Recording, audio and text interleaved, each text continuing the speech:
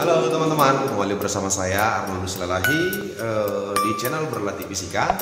Oke teman-teman, jangan kemana-mana, tetap stay di tempat, tonton videonya sampai habis supaya teman-teman mendapatkan penjelasan secara utuh. Oke, kita let's go langsung saja ya. Oke.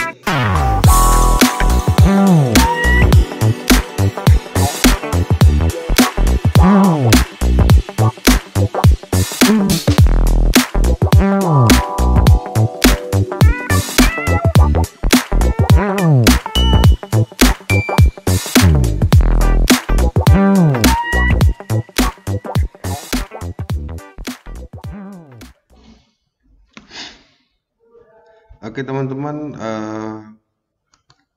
di video ini kita akan membahas tentang materi induksi elektromagnetik. Oke, nah di sini pembahasannya adalah tentang flux magnetik, hukum Faraday, dan hukum Lenz. Oke teman-teman ya. Nah kita mulai. Flux magnet. Apakah itu flux magnet, kan seperti itu ya? Oke, nah sekarang coba kita amati dulu animasi berikut ini. Nah jadi di sini ada dua batang magnet ya, utara dan selatan. Jadi arah garis medan magnet itu dari utara ke selatan. Kemudian di sini ada yang berputar-putar, itu adalah kumparan. Nah kemudian boleh dianggap sebagai bidang. Nah jadi flux magnet itu adalah banyaknya garis medan magnet yang menembus bidang. Nah oke teman-teman, jadi flux magnet itu bisa berubah-ubah karena ini ya, karena ada perubahan daripada luas penampang ini ya. Oke, perubahan sudut ya, antara garis medannya dengan yang namanya garis normalnya ini. Nah, jadi kalau kita gambarkan, ilustrasi gambarnya itu seperti ini. Oke teman-teman, ini luas penampangnya, ini garis medan, dan ini garis normalnya. Begitu. Nah, jadi dengan keadaan seperti itu, maka boleh dikatakan flux magnet itu memiliki tiga jenis ya. Yang pertama, fluxnya itu bernilai maksimum saat dia medannya itu sejajar dengan garis normal. Nah, jadi gambarnya keadaannya seperti ini. Oke, jadi kalau kita lihat ini luas penampangnya, kemudian garis normalnya, yang manakah garis normalnya itu?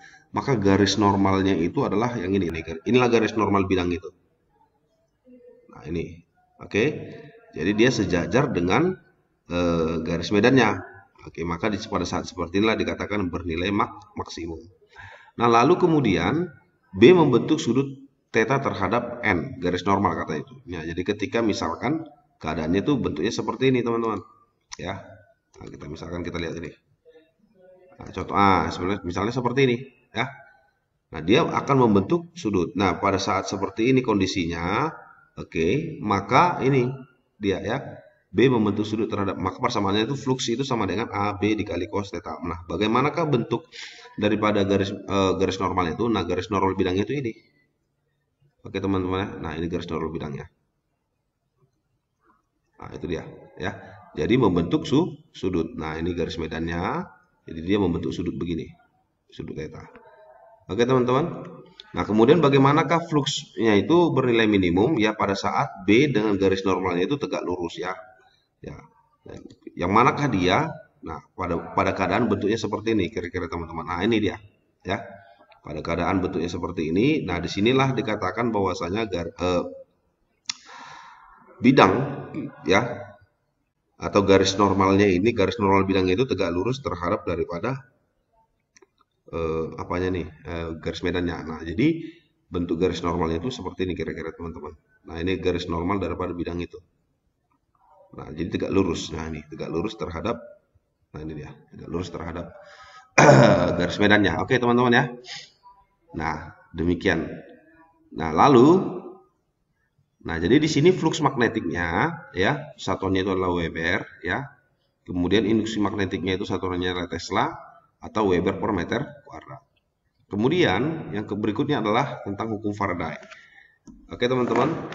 Jadi Faraday ini atau Michael Faraday ini ya, itu adalah seorang ilmuwan ya, berkebangsaan Jerman yang melakukan sebuah percobaan untuk menyelidiki hubungan antara gaya gerak listrik ya, induksi, gaya gerak listrik induksi yang timbul antara ujung-ujung suatu loop penghantar dengan laju flux magnetik. Ya. Nah, jadi ingat sekali lagi bahwasanya menyelidiki hubungan antara GGL induksi atau gaya gerak listrik induksi yang timbul antara ujung-ujung suatu loop pengantar dengan laju flux magnetik. Oke ya, dengan laju flux magnetik. Oke, nah sekarang bagaimanakah bentuknya itu? Nah, kita lihat. Nah, kita amati daripada animasi ini. Nah, pada saat kondisi diam seperti ini, oke, maka ini namanya galvanometer ya teman-teman ya. Oke, ini kumparan, oke, atau penghantar, dan ini magnet. Jadi pada saat kondisi diam seperti ini magnetnya, maka galvanometer ini tidak bergerak. Berarti kalau dia tergerak, berarti tidak ada arus yang mengalir, kan begitu ya. Nah, jadi ketika misalkan digerakkan, nah ketika magnet ini bergerak masuk ke dalam, maka galvanometer ini mulai bergerak, kan begitu ya. Jadi galvanometer ini mulai bergerak, kemudian berarti itu menandakan bahwasanya ada arus yang mengalir, kan begitu. Nah, lalu menyimpangnya ke kanan, kan begitu ya. Nah, kemudian bagaimana ketika misalkan ditarik keluar? Nah, ketika ditarik keluar, oke. Nah, galvanometer ini kembali menyimpang tapi arahnya sudah berubah ke kiri. Begitu, teman-teman. Nah, pertanyaannya kenapakah keadaannya bisa seperti ini, kan begitu ya. Nah, jadi ketika galvanometer itu mulai bergerak, berarti ada arus yang mengalir. Kita ingat bahwasanya prinsip arus listrik itu adalah muatan yang mengalir.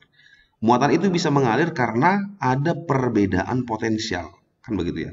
Nah, ini yang dikatakan si Faraday itu. Oke. Nah, di sini dikatakan sebenarnya bahwasanya GGL induksi yang timbul itu ya, GGL itu kan gaya gerak listrik ya, satuannya itu volt atau boleh dikatakan sebagai tegangan ya. Jadi gaya gerak listrik yang timbul ini, oke, muncul GGL itu di kedua ujung kawat ini karena ada perubahan laju flux ini. Ada perubahan laju flux akibat pergerakan daripada siapa? Magnet. Nah, itu yang dikatakan si Faraday. Oke. Nah, sehingga keluarlah hukumnya yang menyatakan bahwasanya GGL induksi yang timbul, nah ini tadi ya, GGL induksi yang timbul di ujung-ujung loop ini atau di ujung-ujung kumparan ini, oke, berbanding lurus katanya dengan laju perubahan flux. Ya, oke. Kalau sudah bicara tentang laju perubahan flux, itu berarti kita bicara tentang T, waktu. Sehingga persamaannya ini bisa diganti, sehingga secara matematis bisa tertulis persamaannya itu adalah epsilon sama dengan n d flux dt. Oke, jadi d flux dt itu adalah turunan pertama fungsi flux magnetik terhadap waktu, kan begitu ya. Kemudian, nah delta atau boleh ditulis secara matematis begini ya, epsilon itu sama dengan atau GGL itu sama dengan n delta flux per delta t. Delta flux itu adalah perubahan flux magnetik, kan begitu. Oke teman-teman ya. Nah ini secara matematis. Nah GGL induksi itu satuannya itu adalah volt atau kalau bahasa kita sehari-hari itu bisa dikatakan sebagai tegangan, kan begitu ya. Atau beda potensial pun boleh. Nah itu dia teman-teman. Nah kemudian ketika ini sudah ditemukan si Faraday, tapi di sini Faraday tidak bisa dia menentukan ya, atau Faraday ini tidak bisa memberikan ketentuan tentang arah arus induksi yang mengalir, kan begitu ya. Nah, dengan ini ya, maka Lenz membuat sebuah pengamatan atau penelitian begitu ya. Nah, coba kita lihat untuk hukum Lenz ini. Nah, kita perhatikan dulu daripada animasi ini ya. Nah, jadi di sini kita lihat bahwasanya ketika misalkan medan magnet ini digerakkan ya, digerakkan atau dicoba untuk digerakkan masuk ke dalam sebuah kumparan, kan begitu ya, maka akan terjadi penyimpangan atau galvanometer ini mulai bergerak ke kanan, kan begitu ya. Nah, ya, kutub utara mendekati kumparan, maka galvanometer menyimpangnya ke kanan, kan begitu. Oke teman-teman. Nah berarti ada arus yang mengalir, kan gitu kan, atau terjadi yang namanya GGL. Nah kemudian ketika misalkan magnet ini diam, meskipun diamnya itu di dalam kumparan ini, maka tidak ada terjadi perubahan flux magnetik.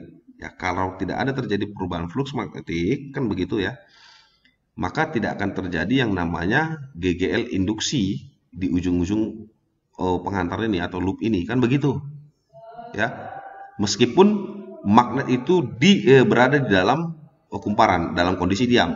Nah, kan gitu ya. Nah, sekarang bagaimana misalkan tadi kan kita amati bahwasanya ketika magnet itu masuk ke dalam, dia geraknya ke kanan kan begitu ya. Nah, bagaimana misalkan kalau magnetnya itu gerakannya ke kiri nanti kan gitu ya. Oke. Nah, sekarang kita amati dulu nih. Ya. Nah, jadi si lens itu mau mengamati bagaimana ya, bagaimana dia bisa menentukan tentang arah arus induksi yang mengalir dalam suatu rangkaian tertutup, ya, yang ada hubungannya dengan GGL induksi, ya kan, selama terjadinya perubahan fluks itu, kan begitu ya.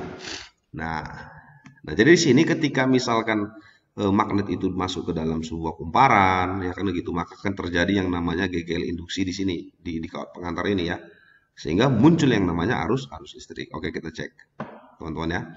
Nah, ketika tadi itu bahwasanya masuk ke dalam ya, maka kita lihat ini ada aliran arus, aliran muatan listrik itu. Oke, maka dia akan mengalir, ya kan gitu ya, dari muatan dari kumparan ini menuju muatan positif dan seterusnya, kan begitu. Ketika apa tadi? Ketika misalkan magnet ini mendekati atau kutub utaranya masuk ke dalam kumparan. Bagaimana kalau misalkan dia ditarik keluar? Nah, ketika ditarik keluar, coba perhatikan di sini, oke ya. Maka arah jarum galvanometer ini berubah ke kiri. Nah, kenapa dia berubah ke kiri? Karena sudah berubah arah induksi magnet ini berubah, gitu loh. Oke ya. Jadi arusnya ini juga akan mengalir dari sini, kebalikannya, gitu ya. Ya, tadi kalau misalkan dia menuju ke positif, ini sekarang kebalikannya, begitu ya. Oke teman-teman. Nah, pertanyaannya kenapakah bisa terjadi seperti itu? Nah, karena ada perubahan induksi magnetik dari kumparan itu, dari hasil arus induksi itu. Nah, itu dia. Nah, jadi kita cek di sini. Ketika misalkan kumparan itu kutub utaranya mendekati kumparan, maka ujung-ujung kumparan ini akan berubah, kan gitu ya. Atau ujung kumparan ini akan menghasilkan magnet ya, yang menentang magnet utamanya. Kan ketika misalkan magnet ini masuk mendekati kumparan, kan begitu ya. Maka ini kan terinduksi. Ya, akan dihasilkan yang namanya GGL induksi, kan begitu ya.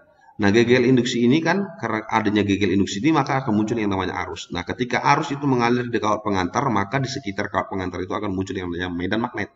Inilah itu dia. Nah, gitu teman-teman. Nah, jadi ketika masuk ke dalam kutub utara, ditarik keluar jadi kutub selatan, masuk kutub utara.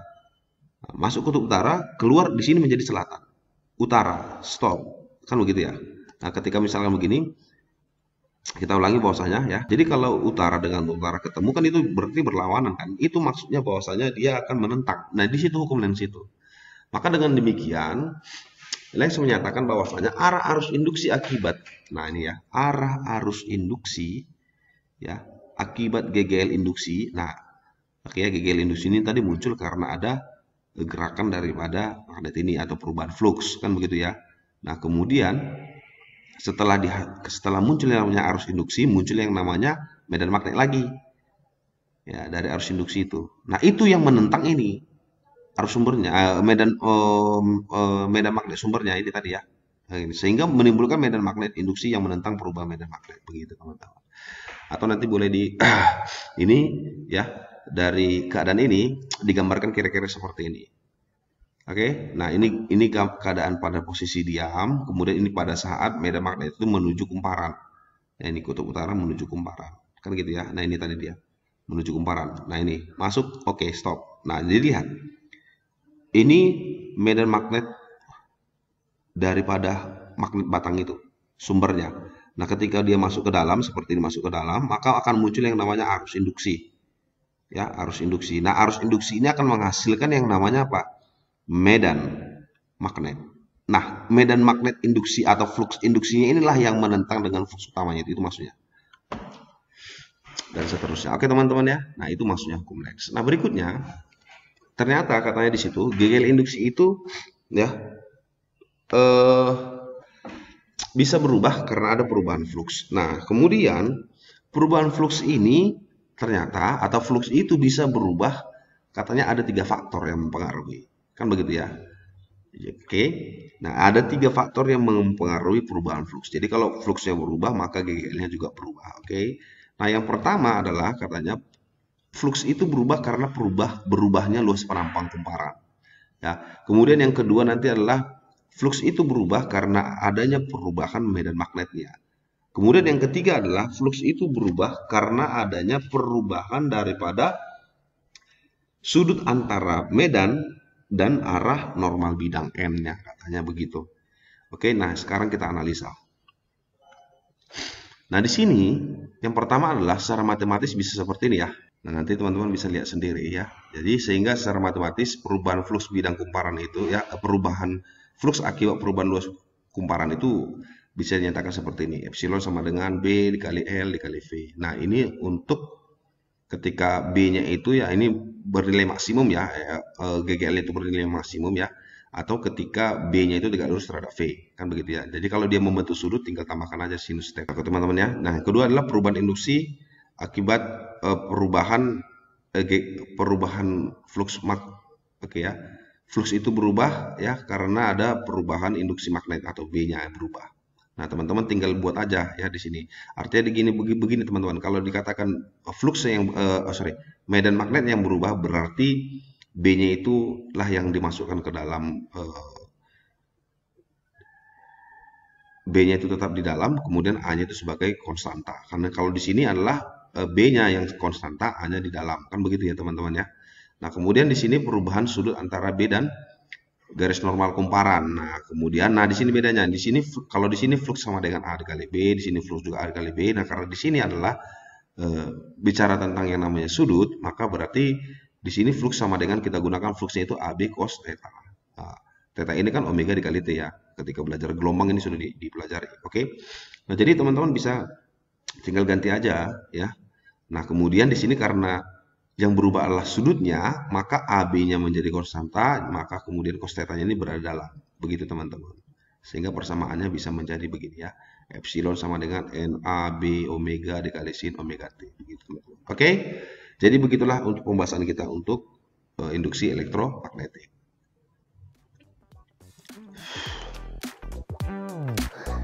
Oke teman-teman, demikianlah video pembahasan soal kita ya.